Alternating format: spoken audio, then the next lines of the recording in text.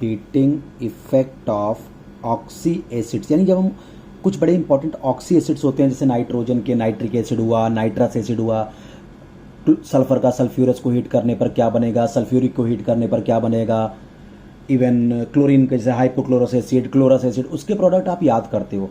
देखिए मैं आपको एक तरीका बताता हूँ कैसे हम किसी भी ऑक्सी एसिड के हीटिंग के बाद क्या प्रोडक्ट बनेगा उसको कैसे हम प्रेडिक्ट करते हैं, और थोड़ा सा फिर हम देख लेंगे बाद में डिसप्रपोर्शनेशन रिएक्शन। तो चलिए हीटिंग इफेक्ट में दिखा देंगे आपको। तो नॉर्मली क्या होता है बेटा, पहले हम कुछ एलिमेंट के ऑक्सी एसिड की बात कर लेते हैं। जैसे सबसे पहले हम अगर बात करें क्लोरीन के ऑक्सी एसिड्स, तो ऑक्सी एसिड्स क्या होते हैं ये तो आपको पता होना चाहिए। ऑक्सी एसिड्स क्या होते हैं बेटा, जैसे हाइड्रा एसिड्स क्या होते हैं, जहां हाइड्रोजन के साथ इलेक्ट्रोनेगेटिव एटम है, हाइड्रा एसिड्स हो गए आपके। ऑक्सी एसिड में क्या होगा, एक हाइड्रोजन होगा, एक इलेक्ट्रोनेगेटिव एटम होगा, और साथ ही साथ ऑक्सीजन का भी एटम होगा, तो उसको ऑक्सी एसिड्स बोलते हैं। और ऑक्सी एसिड्स में वही हाइड्रोजन एज अ H+ निकलता है जो ऑक्सीजन जुड़ा होता है। तो क्लोरीन के कुछ ऑक्सी एसिड आप देख लीजिए, जैसे HOCl, इसको हम बोलते हैं बेटा हाइपोक्लोरस एसिड, इसको हम बोलते हैं हाइपोक्लोरस एसिड। अब अगला जो है मेरे पास वो है आपका क्लोरस एसिड, ये आपका हो गया क्लोरस एसिड, इसको हम बोलते हैं क्लोरस एसिड, यानी इसको ये है बेटा HOCl हाइपोक्लोरस, ये है HClO2 लिख सकते हैं ऐसे क्लोरस एसिड। अब आता है बेटा HClO3 क्लोरिक एसिड। तो क्लोरिक एसिड में क्या है, आप देखो एक लोन पेयर को कंज्यूम करके एक ऑक्सीजन लगाया, अब देखिए O2 से O3 में बस एक ही ऑक्सीजन तो बढ़ा, अब एक लोन पेयर क्लोरीन का और कंज्यूम कर लो HCOCl, ये अभी भी देखो एक लोन पेयर बचा है क्लोरीन के पास, अब यहाँ एक ऑक्सीजन और लग सकता है अभी, इसको बोलते हैं क्लोरिक एसिड, इसको बोलते हैं हम क्लोरिक एसिड। और लास्ट वन जो है आपका HClO4, इसको बोलते हैं पर क्लोरिक एसिड। ये सब ऑक्सी एसिड हैं, पर क्लोरिक एसिड, ये सब क्लोरीन। अभी सबकी हीटिंग में समझाऊंगा आपको, पहले आप थोड़े से ऑक्सी एसिड जान जाइए क्लोरीन के कौन कौन से हैं important oxy acids, hypochlorous, chlorous, chloric, perchloric. अच्छा अब बात करते हैं जरा ऑक्सी एसिड ऑफ फास्फोरस के कौन कौन से हैं। ऐसे तो बहुत होते हैं बट जिनकी हीटिंग पूछी जाती है मैं उन 3 को बताता हूं। जैसे एक है ऑर्थोफॉस्फोरिक एसिड,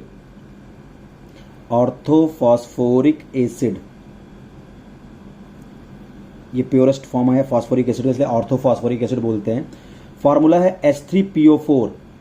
और आपको पता है फास्फोरिक एसिड का स्ट्रक्चर बनाने के लिए हम क्या करते हैं, एक P डबल बॉन्ड O होता है और एक POH बॉन्ड तो होता ही होता है हर फास्फोरस के ऑक्सी एसिड में। तो H3PO4 बनाना है तो एक P डबल बॉन्ड O, एक POH बॉन्ड, ये फिक्स है। तो एक P था बना लिया, 4 ऑक्सीजन थे, एक ऑक्सीजन बना, 2 और, क्योंकि फास्फोरस तो 5 बॉन्ड बना सकता है ना, और 3 हाइड्रोजन, तो ये स्ट्रक्चर हो गया। ये हो गया ऑर्थोफॉस्फोरिक एसिड। ये ट्राइबेसिक एसिड है, यहाँ पे 3H+ निकल सकते हैं, इसका N फैक्टर या वैलेंसी फैक्टर 3 होगा। कोई भी एसिड जितने H+ देता है वही उसका वैलेंसी फैक्टर होता है। जैसे मैं आपसे पूछूं क्लोरीन के ऑक्सी एसिड का वैलेंसी फैक्टर, तो यहाँ एक ही हाइड्रोजन है सब जगह पे जो ऑक्सीजन जुड़ा है, तो इन सबका वैलेंसी फैक्टर 1 होगा।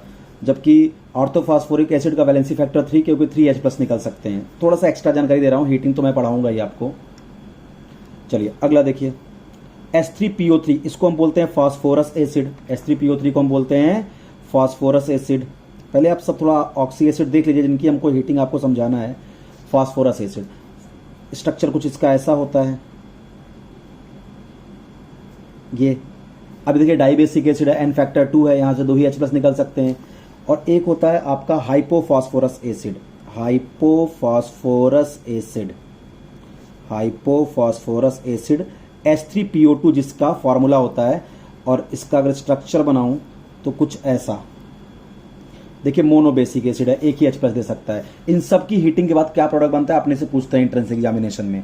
तो ये हो गया कुछ oxy acid of phosphorus.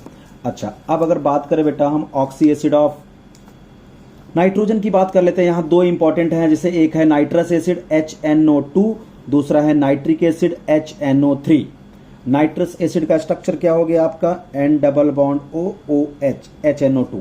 Nitric acid का स्ट्रक्चर कुछ ऐसा। एक्चुअली यहाँ पे आपको स्ट्रक्चर ज़्यादा नहीं सोचना है, हीटिंग के बाद प्रोडक्ट क्या बनेगा उसकी ट्रिक चाहिए अपने को, ठीक है। ये हो गया oxy acid of nitrogen. Nitrous acid, nitric acid, इसको बोलते हैं नाइट्रस, इसको बोलते हैं नाइट्रिक। और एक लास्ट आपको पढ़ना है हीटिंग ऑफ ऑक्सी एसिड, वो है सल्फर। वो किसका है? सल्फर। तो सल्फर के दो ऑक्सी एसिड की हीटिंग पूछते हैं, एक सल्फ्यूरस एसिड H2SO3, एक sulphuric acid H2SO4। Sulphurous acid का अगर मैं स्ट्रक्चर बनाऊं तो कुछ ये होता है, ये है सल्फ्यूरस एसिड, और सल्फ्यूरिक एसिड का स्ट्रक्चर बनाऊं तो कुछ ये होता है, ये है सल्फ्यूरिक एसिड। ठीक है, अब इन्हीं का आपको हीटिंग के बाद क्या प्रोडक्ट बनेगा ये आपको सीखना है।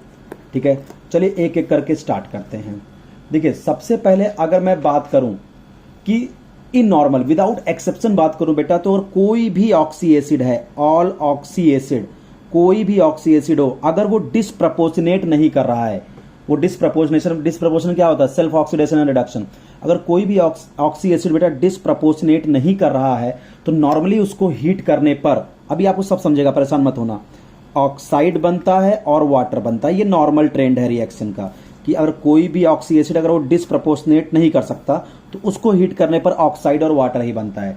चलिए एग्जांपल स्टार्ट करते हैं। सबसे पहला पढ़ते हैं हम heating effect of oxy acid of chlorine.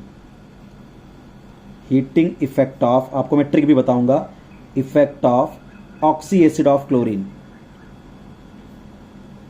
चलिए, तो नॉर्मली क्या होता है बेटा, क्लोरीन का जो मिनिमम ऑक्सीडेशन स्टेट होता है -1 और मैक्सिमम होता है +7। मिनिमम होता है -1, मैक्सिमम +7।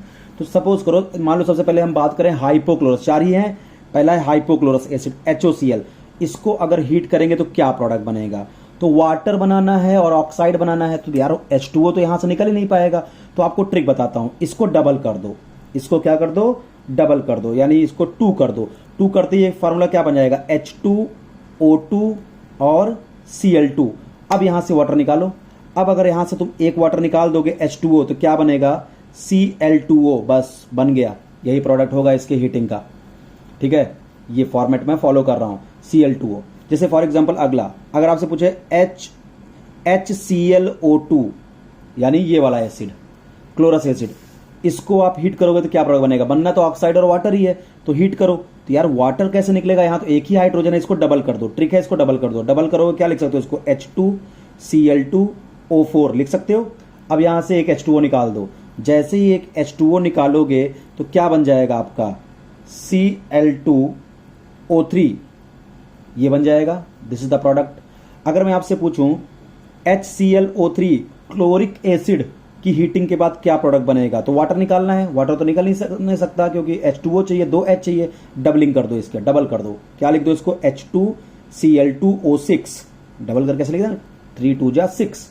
तो अब यहां से H2O निकाल दो। एक H2O निकल गया, क्या बचा? Cl2O5। क्या बच गया? Cl2O5। यही सब प्रोडक्ट हैं आपके, वाटर एंड ये। अगर अब बात करें HClO4 पर क्लोरिक एसिड, तो H2O निकालना है, निकल तो सकता नहीं। आप क्या करिए, इसको 2 मोल कर दीजिए, H2Cl2O8, ऐसे लिख सकते हैं इसको। अब यहां से H2O निकाल दीजिए। अगर यहां से H2O निकला तो क्या बचा? Cl2O7। एक ये है। तो या तो बेटा एक आप ऐसा ट्रिक याद रखो, या एक बात और बताऊं आपको, जिसको ये याद रहता है क्लोरीन के भाई 4 ही ऑक्साइड हैं मेन, Cl2O, Cl2O3, Cl2O5 और Cl2O7, जिसको ये बात याद रहती है, उसके लिए भी एक ट्रिक सुनो। क्या है? आपको पता है कि यहां पे क्लोरीन है +1, इस ऑक्सी एसिड में क्लोरीन है +1, इसमें है +3, इसमें इसका ऑक्सीजन स्टेट है +5, इसमें इसका +7। तो आप जरा देखो, इस क्लोरीन में यहां पे देखिए इसका ऑक्सीजन स्टेट है +1, -2 +2 +1, यहां +3 इस ऑक्साइड में, इस ऑक्साइड में Cl2O5 में +5 इसका ऑक्सीजन स्टेट है और Cl2O7 में +7 है। तो अगर आप जिस ऑक्सी एसिड का हीटिंग कर रहे हो उसमें क्लोरीन +1 है तो +1 वाला ही ऑक्साइड बनेगा। +3 वाले ऑक्सी एसिड की हीटिंग की तो +3 वाला ही ऑक्साइड बनेगा। तो ये भी आप ट्रिक लगा सकते हो। तो इस तरह से हो गया ऑक्सी एसिड ऑफ क्लोरीन। हाँ, इसमें देखना ये वाला जो रिएक्शन होती है, लास्ट वाला जो पर क्लोरिक है, ये थोड़ा सा रिवर्सिबल होता है। एक्चुअली होता क्या है, जो Cl2O7 है बेटा, ये हाईली एसिडिक ऑक्साइड है, तो भाई वायलेंटली ये वाटर से रिएक्शन करके पर क्लोरिक एसिड बनाने का प्रयास करता है, इसलिए ये वाली रिएक्शन थोड़ी सी रिवर्सिबल नेचर की होती है।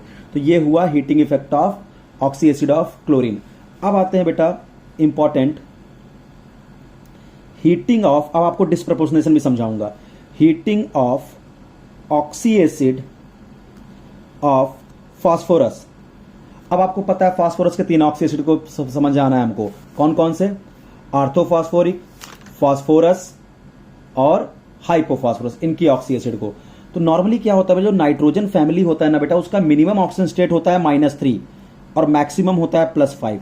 तो जो भी मैं फास्फोरस के ऑक्सी एसिड को हीट करूंगा, ये एक्सट्रीम ऑक्सीडेशन नंबर है उनके, ये मिनिमम ये मैक्सिमम। तो किसी भी ऑक्सी एसिड में अगर एक्सट्रीम ऑक्सीडेशन स्टेट होगा फास्फोरस का, एक्सट्रीम ऑक्सीडेशन स्टेट होगा फास्फोरस का, तो वो वाला ऑक्सी एसिड कभी भी डिस्प्रपोर्शनेशन में नहीं जाएगा। वेरी इंपॉर्टेंट पॉइंट, कि अगर कोई भी फास्फोरस के ऑक्सी एसिड में अगर फास्फोरस एक्सट्रीम ऑक्सीडेशन स्टेट में है तो कभी डिस्प्रपोर्शनेट वो ऑक्सी एसिड नहीं करेगा।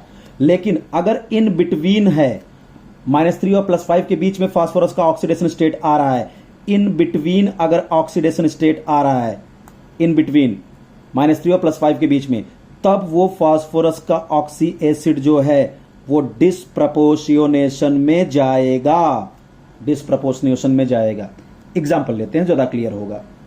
जैसे फॉर एग्जाम्पल हमने अभी देखिए, हमने पढ़ा था फास्फोरस के 3 ऑक्सी एसिड, फास्फोरिक ये है +5 ऑक्सीडेशन स्टेट रखता है, फास्फोरस ये +3 ऑक्सीडेशन स्टेट रखता है, और हाइपोफॉस्फोरस जो है ये आपका +1 ऑक्सीडेशन स्टेट रखता है। ठीक है, मैं मान के चल रहा हूं आपको रेडॉक्स आता है। तो अब देखिए यहां पे, इसका मतलब फास्फोरिक एसिड में फास्फोरस +5, तो यानी ये डिस्प्रपोर्शनेशन में नहीं जाएगा। ये +3 इन बिटवीन है, -3 और +5 के, यानी ये डिस्प्रपोर्शनेशन में जाएगा। और ये वाला भी ऑक्सी एसिड इन बिटवीन है, ना -3 है ना +5 है, इन बिटवीन ऑक्सीडेशन है, तो ये भी डिस्प्रपोर्शनेशन में जाएगा, सेल्फ ऑक्सीडेशन एंड रिडक्शन में जाएगा। चलिए अब एक एक करके डिटेल में आपको बताते हैं। सबसे पहले मैं H3PO2 को ही हीट करता हूं, हाइपोफॉस्फोरस एसिड। यहां फास्फोरस +1 है, तो ये डिस्प्रपोर्शनेट करेगा, हीट करने पर ये डिस्प्रपोर्शनेट करेगा बेटा। तो +1 है, तो +1 से नीचे, तो बेटा +1 से नीचे अगर मैं आपको बात करूं तो इसको -3 वाला कंपाउंड बनाना पड़ेगा। +1 के नीचे भाई 0 वाला कोई ऑक्सी एसिड है नहीं मेरे पास, तो -3 वाला आ गया फॉस्फीन। देखिए यहां पे फास्फोरस -3 है, तो +1 से -3 यानी रिडक्शन हो गया। ये वाला प्रोडक्ट रिडक्शन का प्रोडक्ट है इसका। ठीक है, अब यही फास्फोरस ऑक्सीडाइज होगा, तो अब ये +1 से ऑक्सीडाइज होके कहां जाएगा, नियरेस्ट हाईएस्ट +1 के बाद कौन सा ऑक्सी एसिड आता है, +3 वाला, H3PO3। अब हो सकता है तुम्हें डाउट हो, सर +5 वाला क्यों नहीं लिखे, भाई आपको समझा सर, +1 से आप -3 गए, आपने रिडक्शन कराया, क्योंकि +1 से नीचे वाला ही अब आप आएगा -3, रिडक्शन हो गया। लेकिन +1 के ऊपर सर ये देखिए 2 ऑक्सी एसिड थे, तो डिस्प्रपोर्शनेट अगर ऑक्सीडाइज करना है तो आप फास्फोरस में ही क्यों करा रहे हो, फास्फोरिक में क्यों नहीं करा रहे हो। तो मैं उस बात पे भी आता हूं, परेशान मत हो। देखो आपने फास्फोरस में कराया, अब फास्फोरस भी क्या है, +3, अब ये तो फिर से डिस्प्रपोर्शनेट होगा, क्योंकि ये भी तो इन बिटवीन है ना, तो ये थोड़ी ऐसा रहेगा, ये फिर से डिस्प्रपोर्शनेट होगा। अब ये जब डिस्प्रपोर्शनेट होगा तो अब देखिए ये है +3, तो अब ये अपना ऑक्सीजन घटाएगा, रिडक्शन करेगा, तो अब +3 से घटा के ये कहां पे आना चाहेगा, अब ये +3 हो गया ना, तो अब ये क्या करेगा, अपना घटाएगा, घटा के कहां आएगा आपका फॉस्फीन, एक तो बनेगा फॉस्फीन, +3 से क्या घटा क्या बन जाएगा आपका फॉस्फीन बन जाएगा। और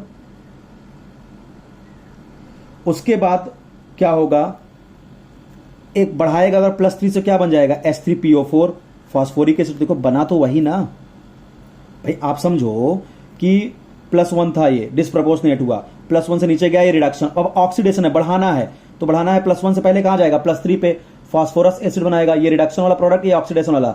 अब +3 वाला फिर से डिस्प्रपोर्शनेट होगा, अब ये घट के कहां आएगा, +3 से -3 पे।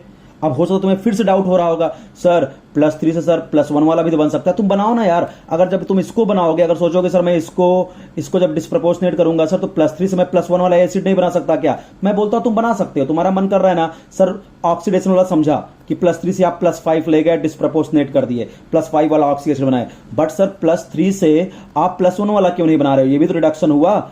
H3PO3 से क्या H3PO2 नहीं बन सकता +1, मैं बोल रहा बिल्कुल बन सकता है, लेकिन ये फर्दर फिर से नहीं डिस्प्रपोर्शनेट हो जाएगा, ये फिर से डिस्प्रपोर्शनेट हो जाएगा PS3 और H3PO3, तो बाद में आपको तो वही मिलने वाला है ना, इसीलिए हमने यहाँ पे फॉस्फीन किया। तो ओवरऑल अगर आपको इससे कोई पूछे कि H3PO2 का हीटिंग के बाद क्या बना। तो देखो फॉस्फीन तो यहां भी बनी, यहां भी बनी, साथ ही ये बना, ये तो टूट गया ना फर्दर। तो आपका ओवरऑल प्रोडक्ट होगा H3PO3 का phosphine plus H3PO4। This is the heating of oxy acid of hypophosphorous acid. समझ में आया अच्छे से? चलिए अगला देखिए। अब अगर मैं बात करूं बेटा फास्फोरस एसिड की, H3PO3 फास्फोरस एसिड। आपको पता है फास्फोरस यहां पे +3 ऑक्सीजन स्टेट में है, इसका मतलब इन बिटवीन है भाई, -3 और +5 के बीच में है ना ऑक्सीजन स्टेट, यानी ये डिस्प्रपोर्शनेट करेगा, यानी रिडक्शन होगा पहले। तो +3 से कहां आएगा? तो आपके दिमाग में जो दो चॉइस है, +3 है ये, तो कहां कहां आ सकता है ये बताइए? H3PO3।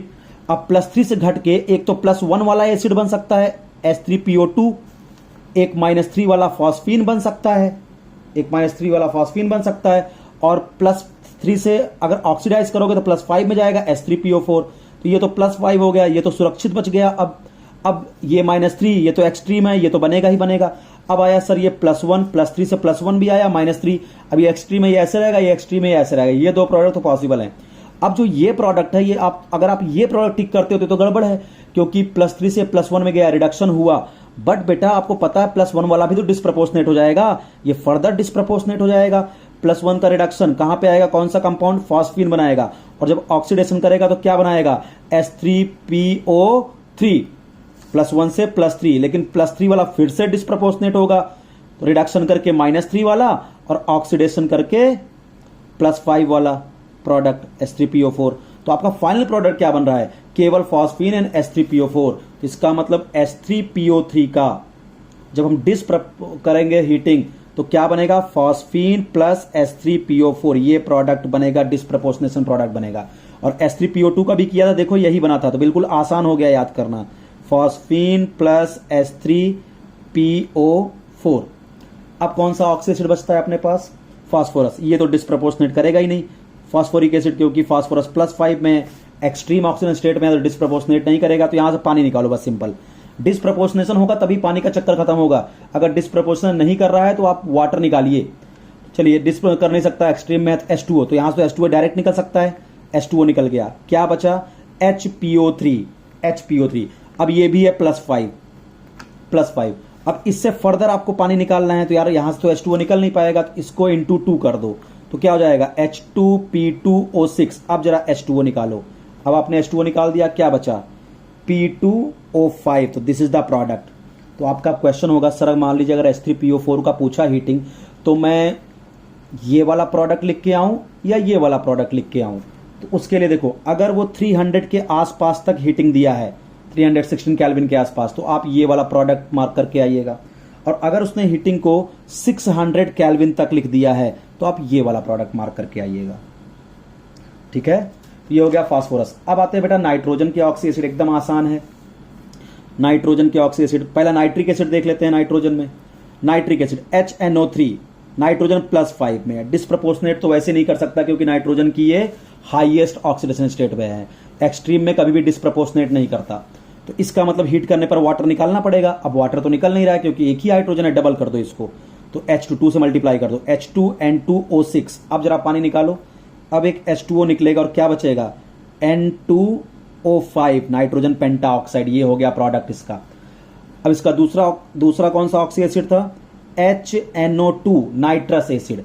अब ये +4 है, यानी ना तो मैक्सिमम है ना तो मिनिमम है, यानी डिस्प्रपोर्शनेट भी करेगा। बट पहले आप नॉर्मल वाला प्रोडक्ट भी बना लो इसका, वाटर निकाल के। तो वाटर कैसे निकलेगा? एक से तो निकलेगा नहीं, 2 से मल्टीप्लाई करो इसको, तो H2N2O4। अब यहां से पानी निकालो, H2O निकला, क्या बच गया? N2O3, डाई नाइट्रोजन ट्राईऑक्साइड, जो ब्लू कलर का लिक्विड होता है बेटा लो टेम्परेचर पे, N2O3। बट एक चीज बस यहां लर्न करना, जिसकी मैं ट्रिक आपको नहीं बता रहा हूं, क्योंकि यहां पे लर्निंग ही करना पड़ेगा, कि ये जो HNO2 है बेटा, ये डिस्प्रपोर्शनेट भी होता है। ये जो है हीट करने पर डिस्प्रपोर्शनेट भी होता है, और डिस्प्रपोर्शनेट होने पर ये क्या क्या बनाता है भाई? +4 वाला है तो +5 वाला ऑक्सी एसिड तो बनाएगा ही बनाएगा। साथ ही ये बनाता है बेटा NO, nitric oxide plus H2O। बस ये रिएक्शन जरूर लर्न कर लेना, इसकी डिस्प्रपोर्शनेशन की रिएक्शन। मैं इस नोट्स का जो भी PDF होगा उसको वीडियो के डिस्क्रिप्शन बॉक्स में डाल दूंगा, आप वहां से डाउनलोड कर लीजिएगा। अब आता है बेटा oxy heating effect of oxy acid of sulphur. अब बात करते हैं जरा सल्फर के ऑक्सी एसिड की। तो सल्फर में दो ही पढ़ाया हूं, एक तो सल्फ्यूरस H2SO3, एक सल्फ्यूरिक H2SO4। इनमें खास बात है, जब ये दो ऑक्सी एसिड बेटा की हीटिंग करते हैं ना, पहले ये ऑक्सी एसिड क्या करते हैं, ये कंडेंस होते हैं, पहले ये कंडेंसेशन में जाते हैं, फिर ये डिहाइड्रेशन में जाते हैं। यानी during heating of oxy acid of sulphur they do condensation before dehydration. यानी पानी निकालने, देखो निकालने तो पानी तुम डायरेक्ट यहां से H2O निकाल दोगे हीटिंग इफेक्ट करके, बट जब भी इनका ऑक्सी एसिड जब हीट होता है बेटा, पहले ये क्या करते हैं, पहले ये कंडेंस होंगे, पहले दो ऐसे ही एक मॉलिक्यूल इनके साथ जुड़ेगा, फिर पानी निकलेगा। ठीक है, यानी अगर आपसे कोई पूछे कि H2SO3 का हीट कर दोगे तो क्या बनेगा, तो पहले आप इसको डबल कर लो, इसको कंडेंस करो। जब डबल करोगे तो क्या हो जाएगा, H4S2O6, ऐसे दो मॉलिक्यूल जोड़ दो ना, H2SO3, देखो O6 H2 H4, ऐसी ट्रिक बता रहा हूं आपको। तो ये बन गया। अब इसको हीट करो, अब वाटर निकालो। अब इससे आप वाटर निकाल दीजिए यहां पे। तो जब आप इससे वाटर निकाल देंगे बेटा H2O, तो क्या बचेगा, देखिए 2 H चला गया, तो एक बचा H2 S2 और O5। इसको बोलते हैं बेटा परऑक्सी मोनोसल्फ्यूरिक एसिड या कैरोज एसिड। परऑक्सी मोनोसल्फ्यूरिक एसिड या कैरोज एसिड H2SO5। और अगर मैं आपसे बोलूं H2SO4, H2SO4, 2 मिनट बस।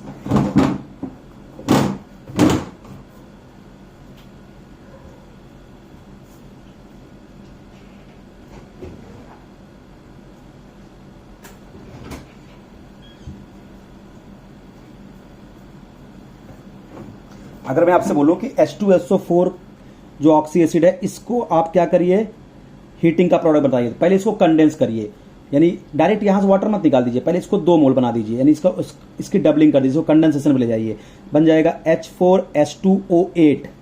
अब इसको हीट करिए, अब इससे वाटर निकाल दीजिए H2O, क्या बन गया, H2S2O7। This is called oleum, this is called oleum, या इसको परऑक्सी डाइसल्फ्यूरिक एसिड या मार्शल एसिड भी बोलते हैं। ठीक है, ये कैरोज एसिड है, ये मार्शल एसिड है आपका ओलियम, परऑक्सी डाइसल्फ्यूरिक एसिड। ठीक है, ये हो गया। तो डिस्प्रपोर्शनेशन में आपको 3 रिएक्शन याद करनी है। देखिए पहले याद किया, इसका दो का तो ट्रिक बताया कि H3PO3 का क्या हो गया बेटा, फॉस्फीन, क्योंकि यहां फास्फोरस है +3, तो एक +5 वाला, एक -3 वाला, phosphine plus phosphoric acid. Hypophosphorous acid ये +1 है, तो ये -3, ये +5, ये 2। और एक नाइट्रस एसिड का जो बताया उसको आपको याद करना पड़ेगा। जब ये डिहाइड्रेट होता है तो nitric acid plus nitric oxide और वाटर बनता है। हाँ, अब थोड़ा सा मैं आपको डिस्प्रपोर्शनेशन बता दूं। डिस्प्रपोर्शनेशन में 3 रिएक्शन ये हो गई, एक आपका फास्फोरस एसिड डिस्प्रपोर्शन जाता है, एक हाइपोफॉस्फोरस, एक नाइट्रस एसिड। जो बेटा क्लोरीन गैस होती है ना, वो भी बेसिक मीडियम में डिस्प्रपोर्शनेट होती है। एक्स्ट्रा जानकारी आपको दे रहा हूं डिस्प्रपोर्शनेशन के बारे में। डिस्प्रपोर्शनेशन के बारे में, जो क्लोरीन गैस होती है ना, क्लोरीन गैस वो बेसिक मीडियम में डिस्प्रपोर्शनेशन में जाती है, बेसिक मीडियम में डिस्प्रपोर्शनेट हो जाती है। जैसे मैं लिखूं क्लोरीन प्लस OH-, तो बनता है बेटा HCl प्लस HOCl। तो आप देखो जरा, बेसिक मीडियम है, क्लोरीन यहां 0 है, हाइड्रोजन क्लोराइड में देखो क्लोरीन -1 और यहां पे क्लोरीन +1। तो आप देखिए क्लोरीन 0 से -1 क्लोरीन का रिडक्शन, क्लोरीन 0 से +1 ऑक्सीडेशन। तो बेसिक मीडियम में क्लोरीन भी डिस्प्रपोर्शनेट होता है। और कुछ याद करने का, एक डेटा ये याद हो गया, क्लोरीन बेसिक मीडियम में डिस्प्रपोर्शनेट होता है। अगली बात बेटा H2O2 भी डिस्प्रपोर्शनेशन में जाता है। हाइड्रोजन परऑक्साइड बेटा डिस्प्रपोर्शनेट होता है। कैसे, H2O प्लस हाफ O2 में, आप खुद देखिए कैसे डिस्प्रपोर्शनेट हुआ। हाइड्रोजन का ऑक्सीडेशन स्टेट यहाँ +1, ऑक्सीजन का यहाँ पे परऑक्साइड में -1 होता है। अब ऑक्साइड ये है, यहाँ पे हो गया ऑक्सीजन -2 और यहाँ पे ऑक्सीजन क्या हो गया 0, यहाँ 0 हो गया। तो आप देखिए ऑक्सीजन -1 से -2 रिडक्शन, ऑक्सीजन -1 से 0 ऑक्सीडेशन। तो H2O2 भी बेटा डिस्प्रपोर्शनेट होता है। तो this is all about heating of oxy acids. Thank you.